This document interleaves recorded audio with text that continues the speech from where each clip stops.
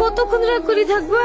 চলো তো একটু খেয়ে নাও গা। আমাকে অতগুলো মানুষের সামনে অপমান করলো, আর আমি সেই বাড়ি ভাত খাবো? আমার কোনো মান সম্মান নাই। তুমি তো রাগ করছিলে মাংস দিছি না বলি। তাই বলে অতগুলো মাংস ঢেলে দেবে? আমি রাক্ষস নাকি?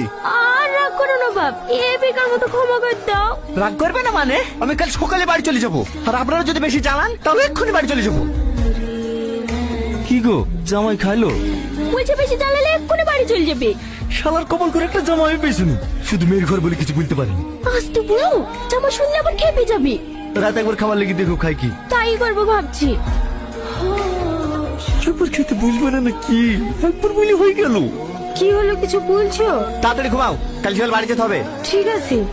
একবার খাওয়ার কথা বললো। বুড়ি, এই হেমা একটু বাইরে আয় তো মধু। খাবার নিয়ে এসছে মনে হয়, এই না হলে আমার শাশুড়ি। বলো মা, জামাই ঘুমিয়ে গেছে?